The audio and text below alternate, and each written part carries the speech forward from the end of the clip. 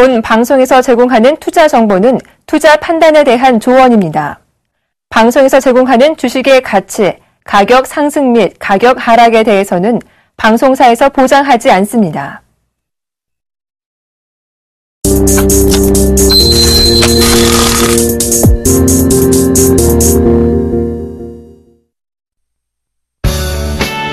박생불사 예각기법. 모든 차트의 각을 찾아 수익을 찾아낸다. 예각과 둔각으로 차트의 흐름을 타는 방법. 안정적인 포트로 높은 수익을 챙기고 싶다면 대박 플러스를 주목하라. 예각의 달인 예병군 멘토의 박생불사 예각기법이 지금 바로 공개됩니다.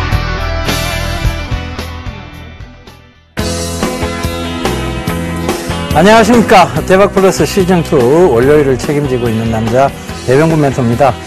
자, 오늘 시장 좀 많이 빠져서 여러분들 우울하실 것 같습니다. 그런데 시장을 보면 크게 종목적으로 많이 빠졌다기보다는 시총 대형주들이 좀 많이 빠졌습니다. 코스피도 그렇고 코스닥도 그렇고요. 그리고 이럴 때는 스트레스가 확 생기죠. 그런데 스트레스는요, 좋은 생각만으로도 극복이 된다고 합니다. 그래서 여러분들 스트레스를 날릴 수 있는 방법들을 꼭 찾아가시길 당부드리겠습니다. 여러분들은 어떤 스트레스 해소법을 가지고 계신가요? 저는 주로 굉장히 건강에 좋지 않은 스트레스 해소법을 가지고 있습니다. 담배 피기, 예, 그리고 폭식하기, 이런 스트레스를 해소법을 가지고 있는데, 그래서 그런지 살만 디룩디룩 찌고 있습니다. 예, 말이 살이 쪄야 되는 가을의 계절에서, 예, 제가 살이 찌고 있네요. 자, 그래서, 저를 따라하지 마시고, 좋은 냄새 맡고, 그리고 주식에서 앞으로 시장이 굉장히 건전해지고 좋아지고 있구나라는 긍정적인 마인드를 가지시면서 스트레스를 훅 날려버리시길 당부드리면서 참여 방법부터 알려드리도록 하겠습니다. 자, 참여 방법입니다. 전화번호는 02-3153-2611번에서 12번 2대 준비되어 있고요. 문자는 013-3366-0110번 준비되어 있으니까 전화 문자 많이 보내주시고요. 서울경제TV 홈페이지에서도 가능합니다. www.sentv.co.kr로 접속하시면 종목 상담 신청 게시판이 있는데요. 그곳에 여러분들 기법 관련 궁금한 사항도 괜찮고 전 종목 포트폴리오 상담도 괜찮습니다. 그러니까 많이들 올려주시고요. 서울경제TV가 새로운 모습으로 앱까지 이제 개발이 되었습니다. 여러분들 바로 이제 그 애플리케이션 거기에서 검색어를 센 플러스로 치시면 SENPLUS죠. 센 플러스를 치시면 서울경제TV 앱이 등장합니다. 그래서 여러분들 그걸 다운받으시면 되는데요. 아이폰 유저들은 생각지도 마세요. 아이폰은 다운이 안 됩니다. 자, 안드로이드까지만 앱이 개발되어 있다는 거 참고로 하시고요. 자, 많은 아이폰 쓰시는 분들이 조금 억울해 안 하실 것 같습니다. 그죠? 자, 뭐 굳이 막 다운을 받고 그러시지 않을 것 같아요. 그죠? 자, 시장 얘기부터 좀 하고 넘어가겠습니다.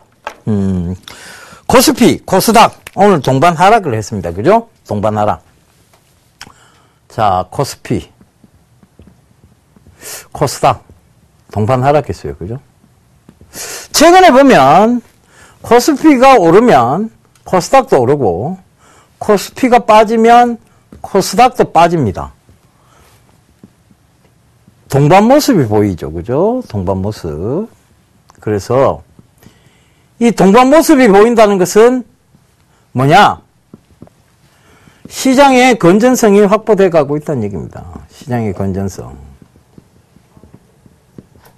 또 뭐가 확보되고 있을까요? 시장의 투명성. 그죠? 요게 확보가 되고 있다는 얘기예요. 그래서 이 부분은 결과적으로는 코스피, 코스닥의 동반 상승,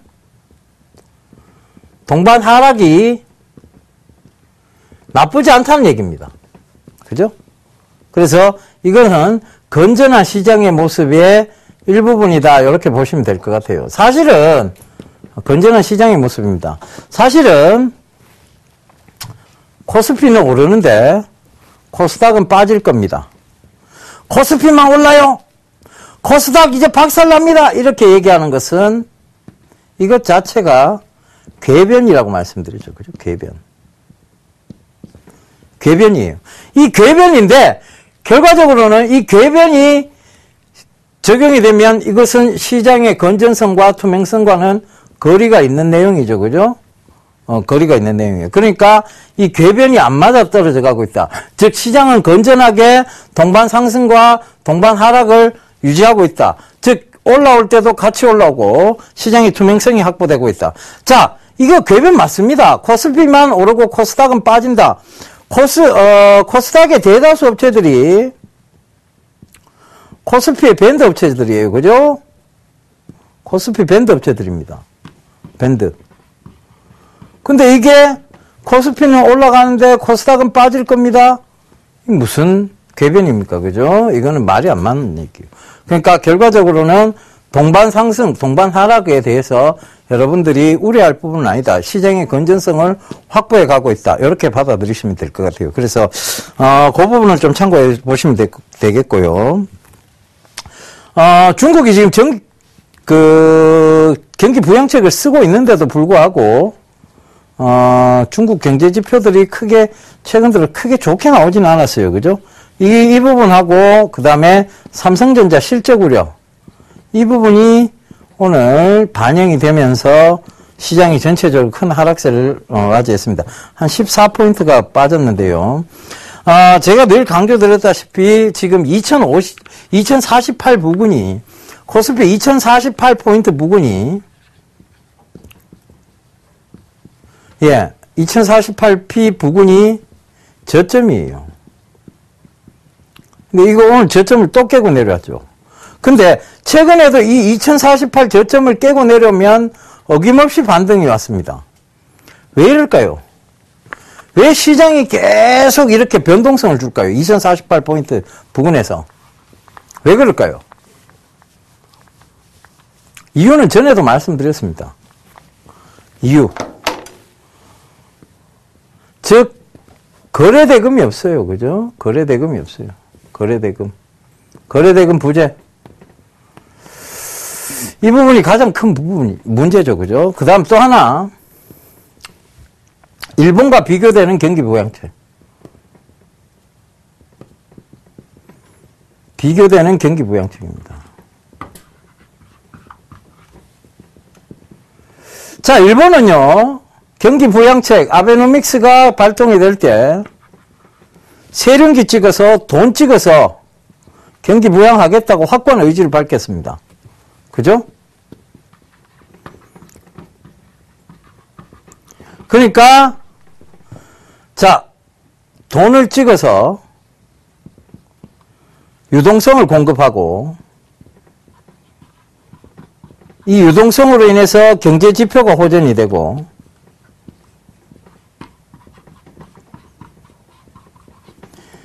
경제 지표가 호전이 되면 세수 확보를 합니다.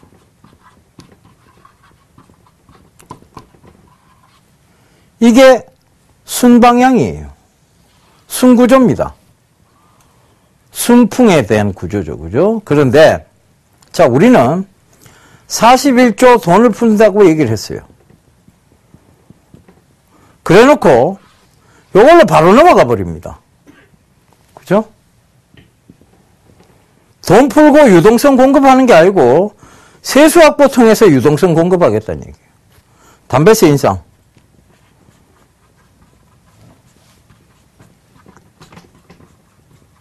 그죠? 이런 부분들입니다. 결과적으로는 돈을 먼저 푸는 것이 아니고 세수 확보를 해놓고, 그러니까 이게 지금 역행해 가는 거잖아요. 그죠? 역행해. 세수 확보해놓고 경기 지표를 살리겠다.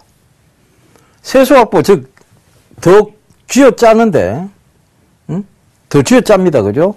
세수 확보를 하는데 경기 부양이 될까요?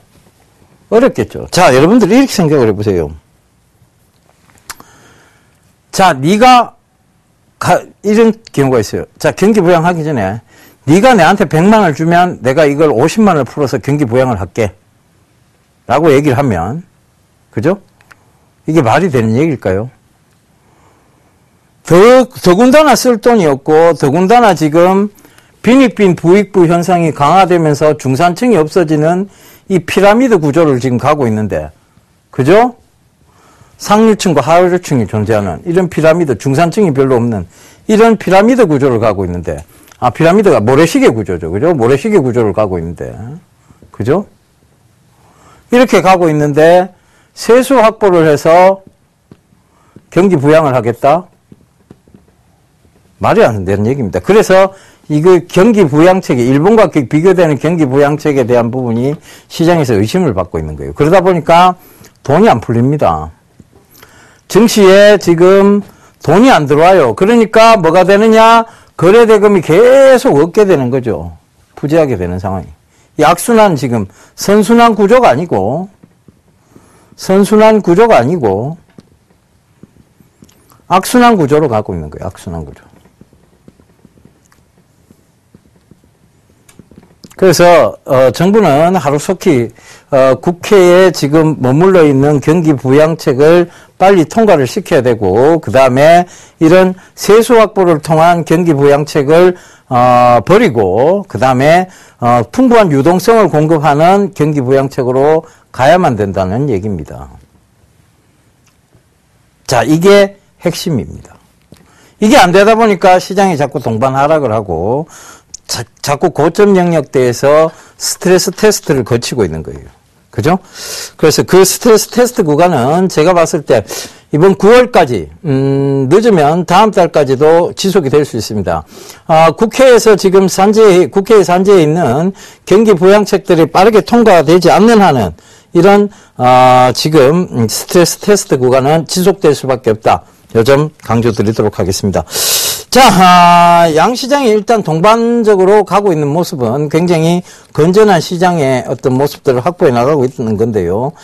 그렇다면, 자, 이 어느 정도, 경기 부양책의 뚜렷한, 명확한 얘기들이 나올 시점부터는 시장은 또다시 한번 위로 솟구치는 슈팅이 나올 수 있다. 즉, 시세 분출이 나올 수 있다는 점도 참고를 해보셨으면 좋겠습니다. 자, 이제 여기까지 말씀드리고 시장에 대해서는요. 자, 본격적으로 기법 강의 시작하도록 하겠습니다.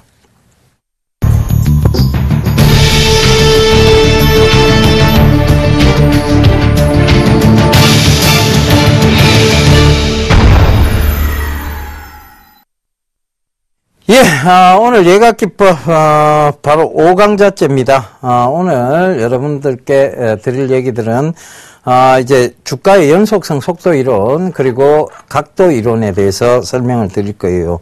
자, 제가 차트만 보지 마라. 차트는 봐야 되지만 차트만 보지 마라라는 얘기 드렸죠. 그죠? 그래서 차트에 대한 부분이에요. 차트에 대한 부분인데, 자, 이 예각기법에서 우리가 이 차트를 안 볼 수는 없어요. 그죠? 우리가 유형적으로, 그러니까 즉 우리가 눈으로 가시적으로 확인할 수 있는 것은 사실은 차트밖에 없습니다. 그래서 그 차트를 참고는 하셔야 되는데 차트만 보지 말라는 얘기예요. 차트만 보고서는 답이 안 나오는 시장이다. 그래서 차트를 무시하는 게 아니고 차트만 봐서는 안 된다는 얘기를 강조드렸던 겁니다. 그 점 참고하시고요. 자, 이 예각기법의 이제 각도의 차이에 대해서 부분이에요.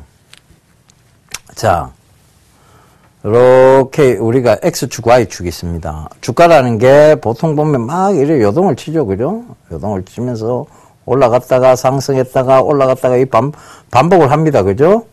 자, 그래서 우리가 이런 게 장기 추세선상이 존재를 하고, 그 다음에, 그 추세선상에서의 변곡이 또 존재를 합니다. 그죠? 변곡이 존재를 하고.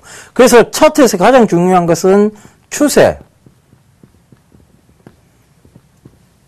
그 다음 두 번째가 변곡입니다. 이것만 알면 돼요. 차트에서는. 추세냐, 변곡이냐. 즉, 이 추세냐 변곡이냐 부분에서 변곡이 이루어질 때는 제가 뚜렷한 특징이 뭐라고 얘기를 드리는가 하면 예각, 둔각, 예각이 나온다고 얘기를 했어요. 그죠?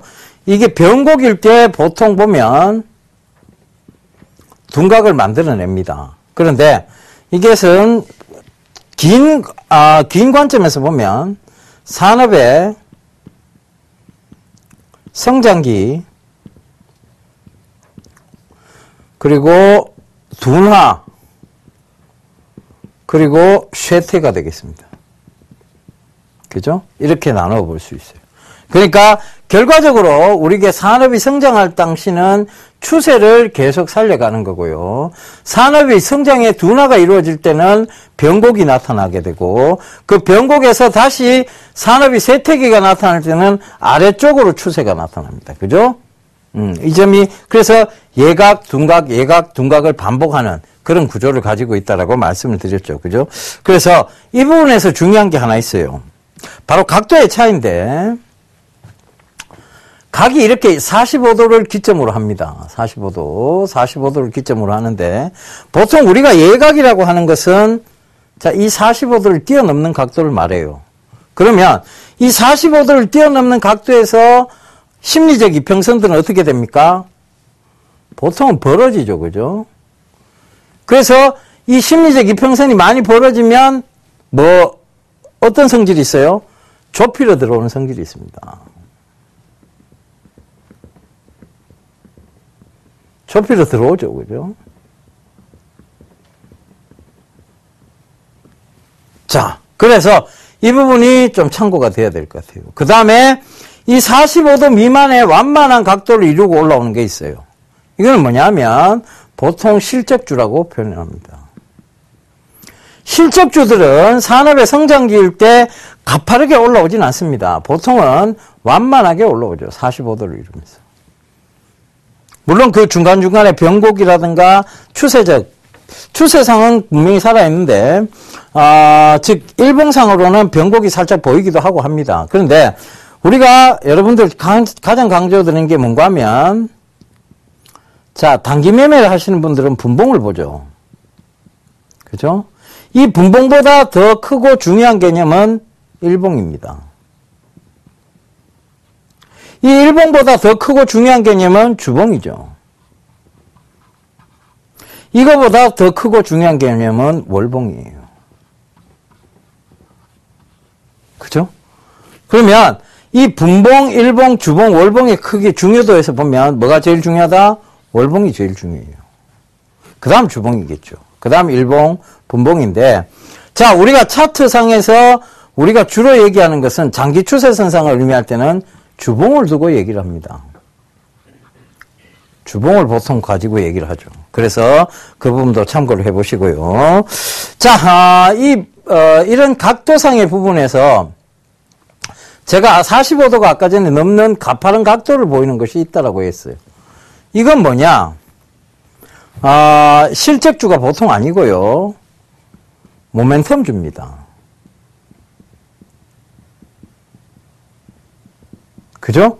이 모멘텀주들이 이러한 각도상의 모습을 보이고 있어요. 그래서 그 부분을 좀 참고를 해보셔야 되겠는데 예를 들면 자, 최근에 모멘텀이 발생했는 즉 실적은 크게 좋지 않아요. 그죠? 실적은 크게 좋지는 않습니다. 그런데 실적이 아니라 모멘텀으로 크게 올라오는 종목들이 있어요. 자, 예를 들어 뭐가 있을까요? 최근에 아가방 컴퍼니가 있겠죠. 그죠? 자, 이 아가방 컴퍼니를 지금 최대한 확대를 좀 해볼게요. 최근에 보면 제가 여러분들께 아침 방송에서 아가방 컴퍼니를 처음 추천해드렸던 구간이 바로 이 5,000원대 부근 구간이었습니다. 여기였죠. 그죠? 여기였습니다. 이때 제가 뭐를 말씀드렸느냐? 7월 달쯤이었는데 자, 이 아가방 컴퍼니 보령 메디앙스 제로투세븐 이것은 중국 중산층 확대다. 그죠? 목이 막 메이네요. 그죠? 그리고 두 번째, 중국 중산층의 소비 문화 패턴이 바뀌었다.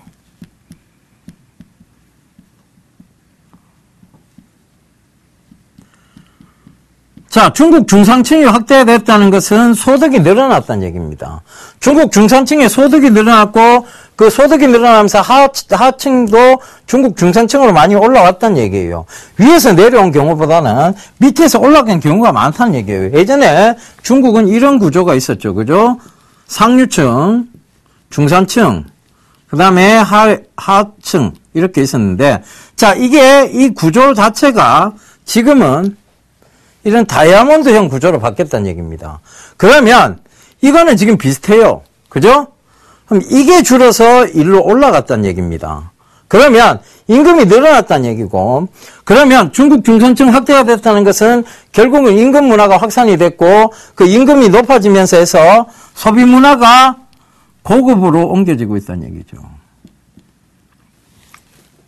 그래서 한국 제품에 대한 인식이 굉장히 좋았다는 얘기입니다. 그래서 그 부분도 참고를 해보셔야 되겠는데요.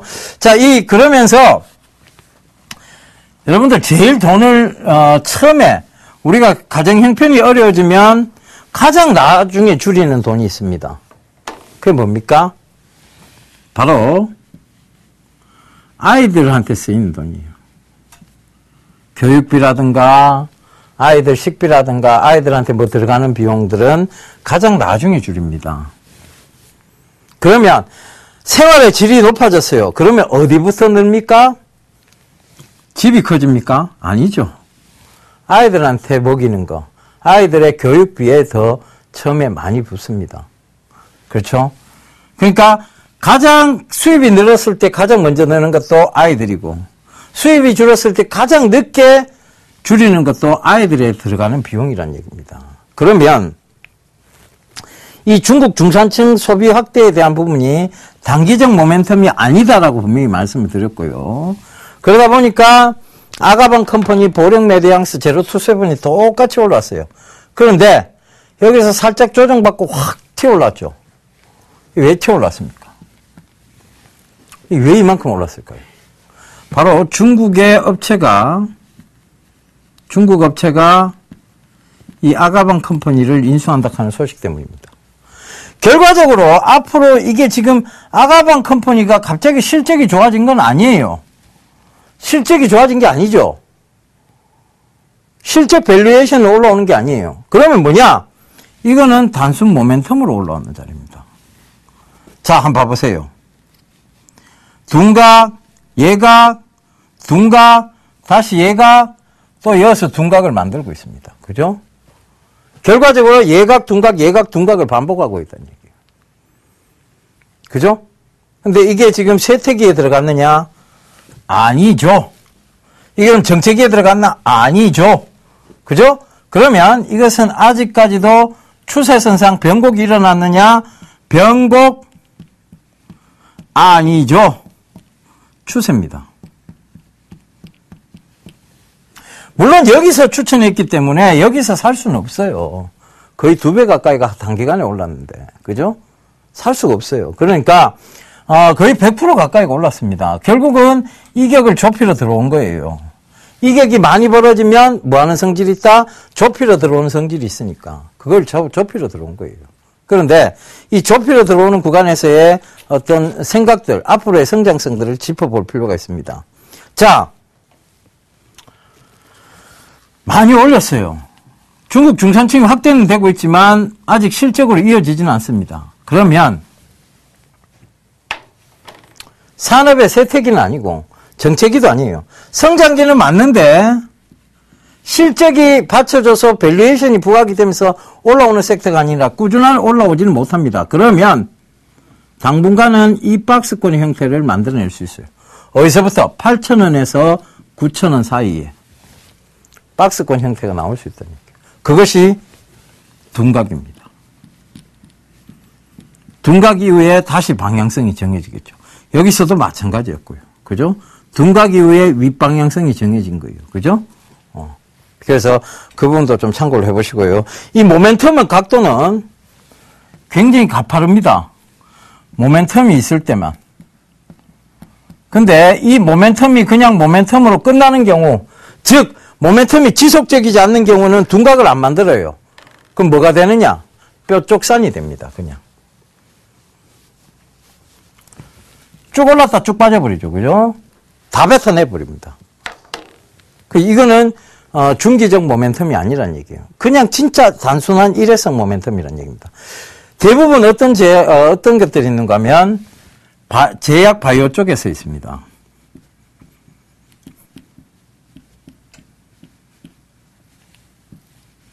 이 제약 바이오는요, 실적으로 바로 이어지는 게 아니기 때문에 저희 친형이죠. 저희 친형님이, 바로 약국을 하신다라고 얘기를 했습니다. 제가 여러분들께, 뭐, 개인 사담인데요. 이 약국 하시는 형님께 물어보면, 이 제약은요, 갑자기 큰 수주라는 게 있을 수가 없답니다. 큰 수주라는 모멘텀은 없답니다. 그러면 보통은 신약에 대한 모멘텀이죠. 그죠? 큰 수주가 왜 안 일어나겠어요? 약은 유통기한이 있습니다. 여러분. 유통기한이 있는 것을 한꺼번에 많이 사서 그거를 썩을 때까지 내버려 둔다? 아니겠죠. 그죠? 꾸준한 수주는 있을지 모르겠지만 한꺼번에 대형 수주가 터져 나오기는 힘든다는 거예요. 그죠? 그 부분을 참고를 해보셔야 돼요. 그래서 셀트리온 제약 쪽으로 약을 넘기죠. 그죠? 셀트리온이. 그죠? 자회사 쪽으로 약을 넘깁니다. 그래서 그 자회사에서 영업을 해갖고 파는 그런 구조를 가지고 오는 거죠.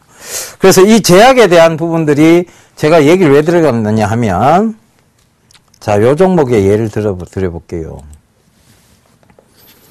제일약품입니다.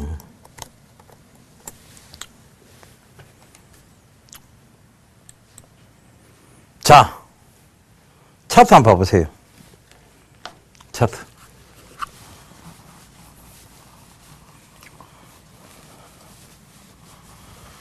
회사는 되게 좋은 회사예요. 사실. 실적도 늘 꾸준하게 나왔고, 영업이익도 늘 꾸준하게 나오는 회사입니다. 그런데, 자, 올해 들어와서 2014년도 들어와서, 여기가 1월달인데요. 확 올랐어요. 그죠? 몇 개월간? 1, 2, 3, 4, 5, 6, 7, 8. 8개월 동안 올랐습니다. 이 8개월 동안 오른 그 중에서 이까지 떨어졌으면, 자, 3개월, 3월달부터 올랐던 3, 4, 5, 6, 7, 8월달, 즉, 하나, 둘, 셋, 넷, 다섯, 여섯, 6개월을 올린 것을, 그죠?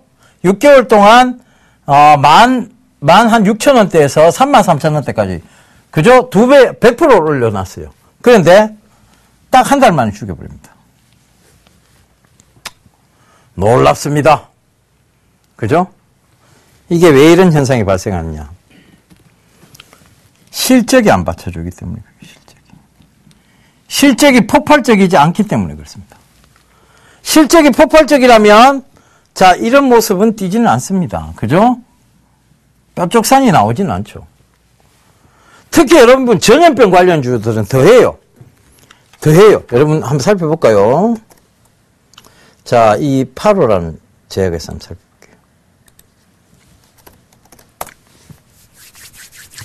자, 이 회사는 더합니다. 놀랍습니다. 그죠?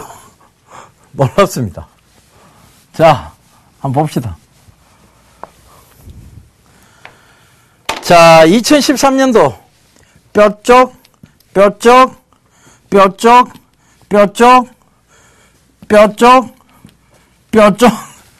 그죠? 어이가 없습니다. 어이가 없어. 올랐다 싶으면 어김없이 빠집니다. 그죠? 올랐다 싶으면 어김없이 빠지고, 올랐다 싶으면 어김없이 빠지고. 이 전부 뼈쪽산이에요. 이거 왜 이럴까요? 이 회사 실적 안 나옵니다. 적자예요. 그죠? 실적 꽝. 그죠? 그러니까 밸류에이션이 계속 지속이 안 되는 거예요. 그러니까 가치가 지속이 안 되다 보니까 늘 뼈쪽산을 그리고 빠지는 겁니다. 그죠? 그러면 여기서 우리가 힌트를 하나 얻을 게 있죠. 힌트를 얻을 게 뭐냐? 자, 성장성이 시장의 성장성이 부각이 됐어요. 그죠? 성장성이 부각이 되고 성장성 부각이 됐어요. 그러면서 실적이 받쳐주기 시작합니다. 턴어라운드가 되는 거죠. 그죠? 턴어라운드. 그 다음, 이 성장성이 부각이 되면서 실적이 턴어라운드 되면서 시장의 밸류에이션이 부각이 됩니다. 밸류에이션, 가치가 다시 부각이 됩니다. 그래서 이 밸류에이션이 부각이 된다는 것이 결국은 시장의 뾰족선에서 뾰족선을 그리지 않고 거기서 쭉 올랐다가 둔각을 만들면서 다시금 올라가게 되죠. 그죠? 그래서 이게 바로 굉장히 이런 게 가장 좋은 패턴이라는 얘기입니다. 그럼 뭐가 어떤 종목이 있을까요? 어떤 종목? 여러분들께 수도 없이 말씀드렸던 종목이 있죠. 막동산 테크. 그죠? MDS 테크. MDS 테크. 차트 한번 봅시다.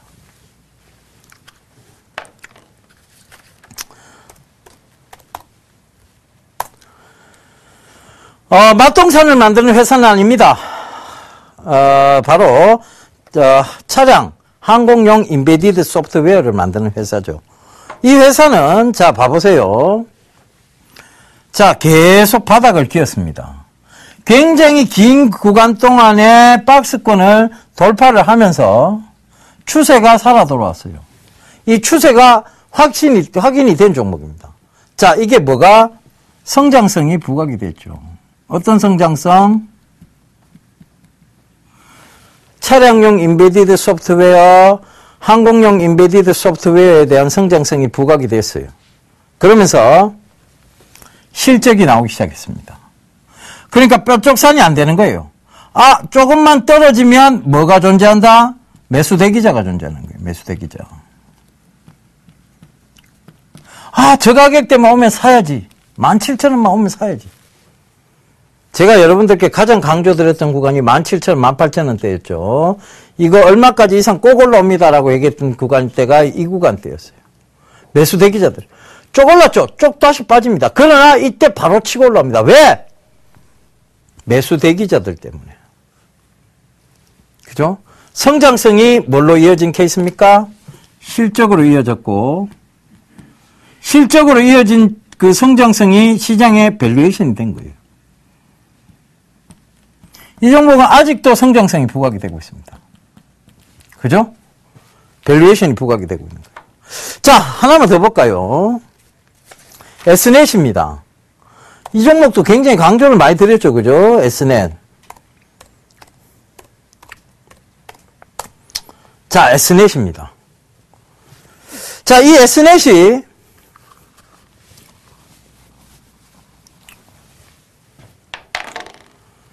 요렇게 성장성이 부각이 돼갖고 올라왔어요. 근데 요렇게 올라왔다가 빼쪽산이 돼버렸죠. 이건 왜 그랬느냐? 이 성장성이 부각이 될 때 요 구간이 그럼 무슨 추세상 요 구간이 무슨 구간이었느냐? 바로 삼성전자의 IPv4를 IPv6로 교체를 해줬습니다. 전체 다를. 이 IPv4 라인을 IPv6 라인으로 교체를 했는데 이 S넷이 그 교체 작업을 한 겁니다. 통신망 재구축을 했죠. IPv6를 그럼 삼성전자는 왜 했느냐? 지금 여러분들이 쓰고 계시는 모든 컴퓨터에 지금 이 인터넷 서비스는 IPv4입니다. 그런데 지금 사물 인터넷, 즉 사물 인터넷을 구현하기 위해서는 인터넷 환경을 IPv6로 바꿔야 된다는 얘기죠. 그걸 제일 먼저 했던 회사가 이 S넷이라는 회사예요. 이게 커리어가 돼서 지금은 인천공항에도 이 시스템을 구축하고 있고요. 관공서 쪽으로 먼저 또 하고 있죠. 그죠? 그죠? 그러면서 이 성장성이, 즉, 이 모멘텀이 싹 죽을 때쯤 뭐가 생겼느냐? 수주에 대한 부분들과 유지 보수에 대한 실적들이 받쳐주기 시작하면서 더 이상 하락하지 않고 당황하지 않고 여기서 하락을 딱 끝내고 지금은 재상승 구간에 와 있다는 거죠. 끝! 그죠? 이거 이제 개그 콘서트에 나오던 얘기인데 여러분들이 아시는 분들은 웃으실 거고 모르시는 분들은 그냥 넘어가세요. 자, 그래서 이 부분이 더 이상 하락의 폭을 멈췄다는 겁니다. 그래서 이 하락의 폭을 멈췄을 때 누가 들고 나왔습니까? 예병군 멘토가 들고 나왔죠. 이 SNS의 성장성을 가지고. 지금 통신장비주들은 다시 올라오고 있습니다. 그 점도 참고를 해보세요. 그래서 이런 모든 부분들이 어떤 각도에 대한 부분이 있어요. 물론 여러분들이 지금 세세하게 요런 구간들 살펴보면 힘듭니다. 그런데 이걸 전체적인 그림을 놓고 보니까 이래 되죠. 그죠? 이게 중요하다는 거예요. 결과적으로는 성장성이 있고 실적이 받쳐주겠다 싶은 것들은 결국은 가까운 근접성을 띠고 있는 거예요. 가까운 미래에 있는 모멘텀입니다. 그 가까운 미래의 모멘텀들은 실적으로 받쳐주는 거고 실적이 되는 순간 다시금 제대로 된 상승을 한다는 얘기죠. 그래서 그 부분이 꼭 좀 참고가 돼야 될 것 같은데요. 결과적으로 이러한 성장성은 실적이 반드시 수반이 돼야 된다는 얘기입니다. 그래서 완만한 각도, 즉 올라왔다가 조정이 들어왔지만 그것이 하락폭을 멈추고 다시 N자형으로 반등을 한다는 얘기죠.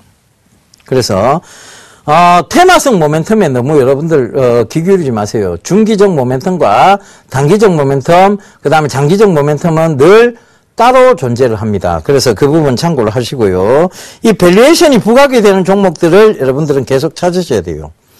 45도 이상 우리가 나오는 것은 보통 모멘텀에 대한 재료라고 얘기 드렸는데 이때 숨겨진 호재가 나오는 경우도 많습니다. 그래서 그 부분도 참고를 해보셔야 되는데요. 그 부분이 어느 정도 이제 이해가 되시면, 산업의 성장, 쇠퇴, 그 다음에 산업의 성장, 정체, 둔화, 쇠퇴, 이런 부분에서 여러분들이 언제가 어깨라는 거, 언제가 무릎이라는 거 여러분들이 아실 수 있습니다. 고점이 아니에요. 올라온다고 그게 고점이 아니고 그것은 키가 큰 놈이 될지 작은 놈이 될지 모르는, 즉 무릎입니다. 그죠? 그래서 그때 성장기에 들어가야 된다는 얘기고, 산업이 정체기를 볼 때 여러분들은 각도의 방향성을 중요시해야 되는데 지속적 모멘텀이 가능할지 안 할지는 여러분들이 판단해 보시면, 상식적으로 판단해 보시면 답은 나오게 돼 있습니다. 그래서 그 부분 꼭 좀 참고를 해보세요. 자, 제가 최근에 여러분들 그 중기적 모멘텀을 또 가지고 있다고 한 섹터가 있어요. 바로 섬유 쪽이었는데, 그 섬유 섹터가 최근에 보면 제가 계속 강조드렸던 게 방림, 신원, 이런 종목들, 가벼운 종목들 좀 얘기 드렸죠. 그죠? 자, 방림, 신원, 이 종목들도 한번 보자고요. 자, 막상막하 투맨쇼에서도 제가 방림, 신원을 다 들고 나왔었는데,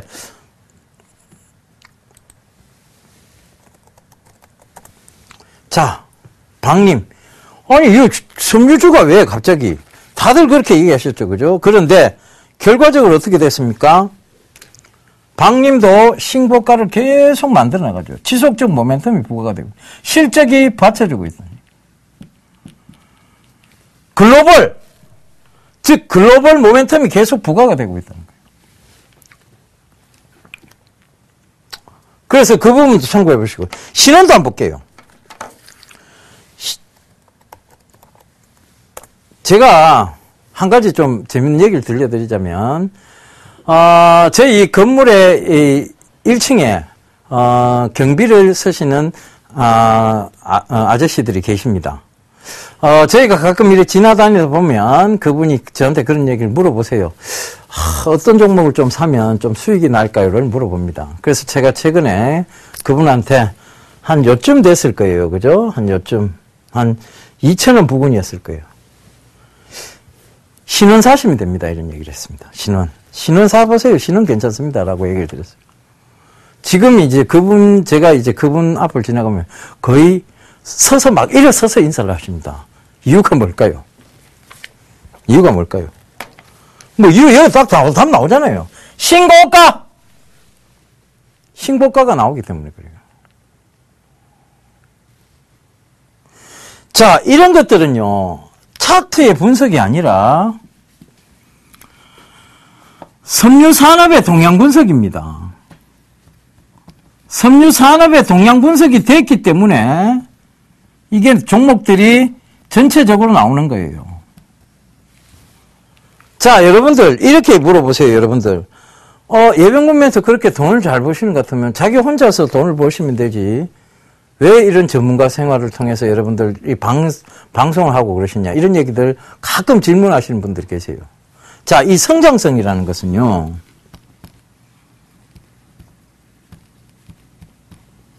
산업 동향을 분석하기 때문에 한 종목이 나오는 게 아닙니다. 그죠?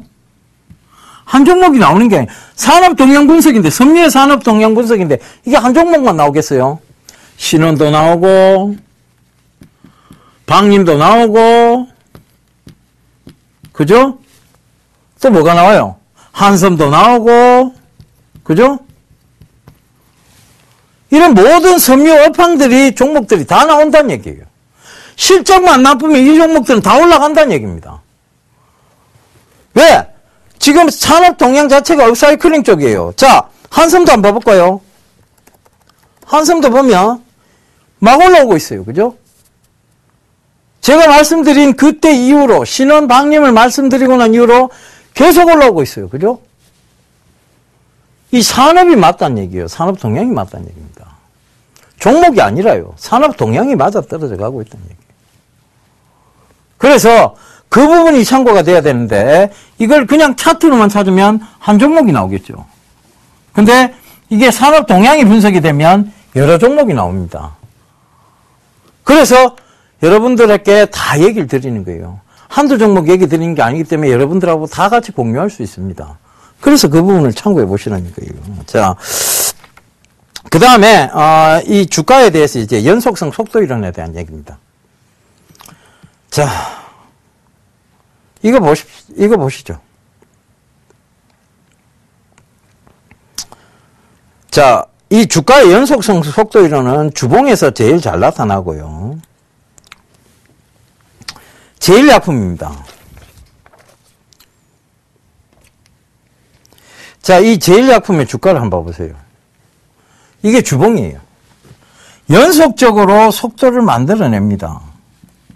그죠? 그런데 여기서 여러분들이 꼭 한 가지 참고해야 될 게 있어요. 자, 이렇게 올라올 때는 거의 점식으로 올라옵니다. 장대 연봉이 거의 안 나옵니다. 추세 살아올 때는. 이 추세를 딱 꺾을 때가 있어요. 이 꺾을 때 뭐가 나오기 시작하는 걸 장대 연봉이 딱 나오기 시작합니다. 보통 이러면 여기서 상승의 폭이 거의 제한적이면서 횡보가 나와요. 그죠? 이 똑같은 예를 하나 드려 볼까요? SK 하이닉스입니다.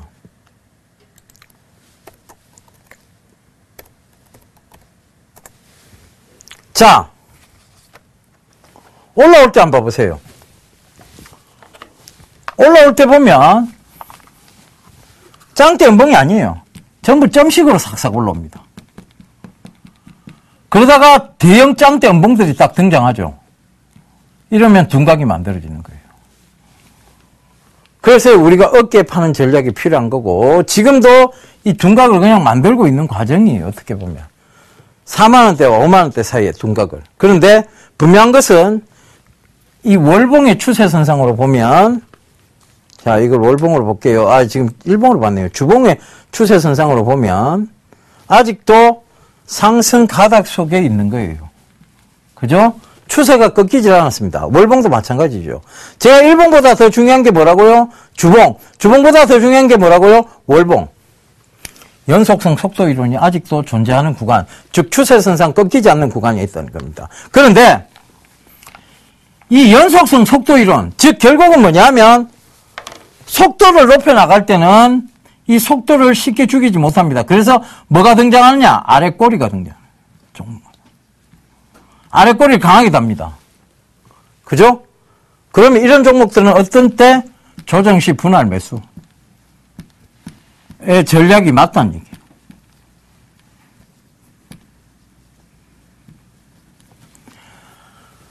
이건 아직도 추세선상 강한 상승 바닥 쪽에 있습니다.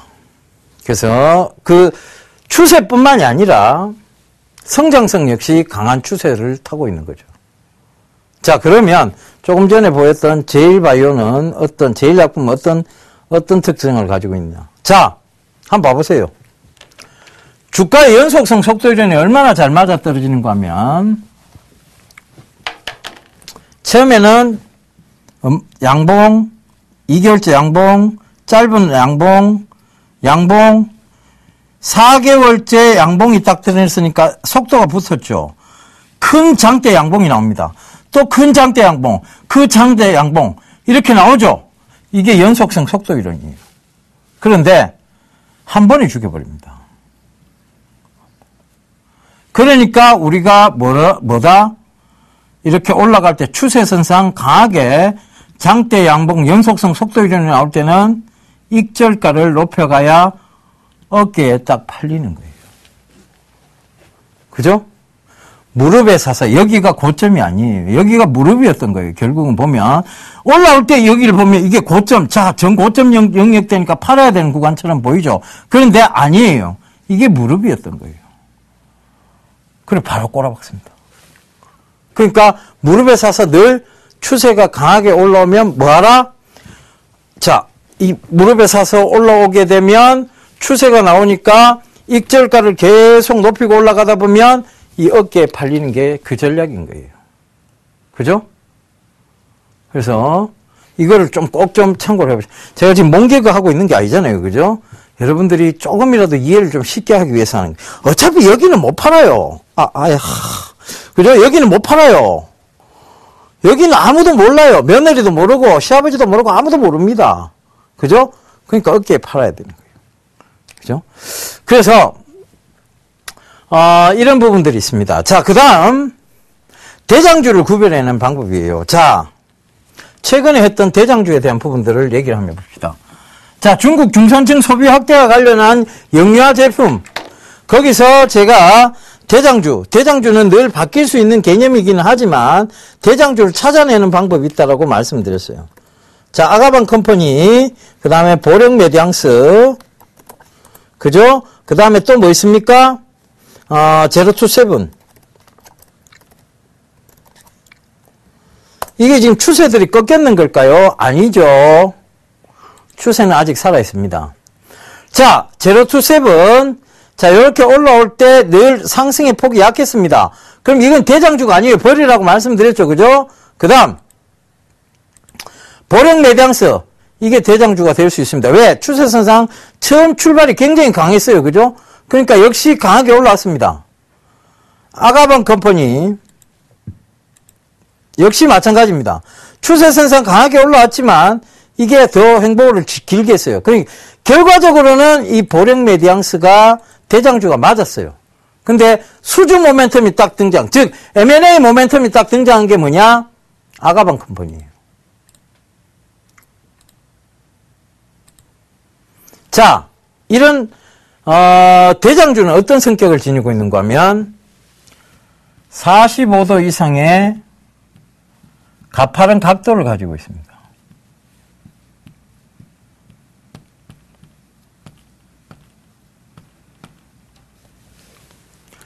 자, 산업을 찾았어요. 영유아 관련주입니다. 중국 중산층 확대예요. 그러면 그 대장주를 잡아내셔야 돼요.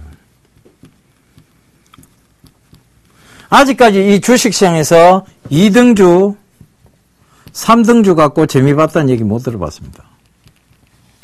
결국은 대장주가 답이에요. 그래서 그 대장주를 찾는 방법은 늘 가장 먼저 가파르게 올라오는 종목이라고 보시면 됩니다. 대장주가 조금 빠지면 2, 3등주는 확 빠집니다. 원래.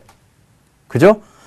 봐보세요. 아가방 컴퍼니하고 보령 메디앙스 조금 빠졌는데 제로투세븐 3등주는 왜 됐나요? 확 빠져버리죠. 그죠?